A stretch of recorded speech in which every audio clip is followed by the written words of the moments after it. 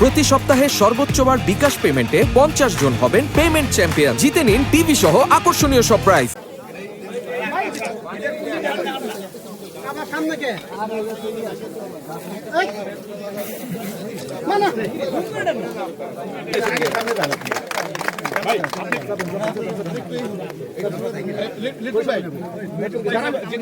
বাংলাদেশের এই গ্রামীণ অর্থনীতিকে যদি আমরা স্বাবলম্বী করে তুলতে পারি তাহলে বাংলাদেশের অর্থনীতি স্বাবলম্বী হবে। এই যে খাল কাটার আরেকটি গুরুত্ব হচ্ছে যে আমাদের সারফেস ওয়াটার যেটা সেটা দিন দিন কমে যাচ্ছে, এটাকে ধরে রাখতে হবে। আমাদের নদীগুলো দিন দিন শুকিয়ে যাচ্ছে।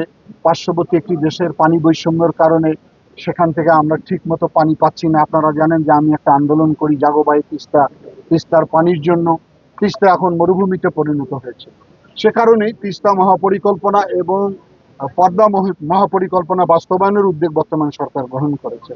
আমরা মনে করি যে বাংলাদেশ নদীমাতৃক দেশ, নদীগুলো অবহেলায় অযত্নে অবজ্ঞার কারণে আজকে সব খালে পরিণত হয়েছে। সেগুলোকে পুনর্খননেরও একটা মহাপরিকল্পনা বর্তমান সরকারের রয়েছে। আমি আজকে শিবালয় উপজেলায় এসেছি, এখানে আমডালা খাল ইতিমধ্যে অনেকখানি খনন করা হয়েছে। এবার আগাম বৃষ্টি হওয়ার কারণে হয়তো কাজ কিছুটা বাধাগ্রস্ত হচ্ছে। আমরা আগামী শুকনা মৌসুমে অসম্পূর্ণ কাজটাকে সম্পন্ন করব। আর আপনারা যেটা বলছেন যে এই ব্যাপারে যদি কোনো দুর্নীতি থাকে সেগুলো তো অবশ্যই আমরা অ্যাড্রেস করতেছি। যেখানে আপনারা জানেন 17 বছর তো বাংলাদেশে দুর্নীতিতে নিমজ্জিত ছিল, তো একদিনে তো সবকিছু পরিষ্কার করা সম্ভব হবে না।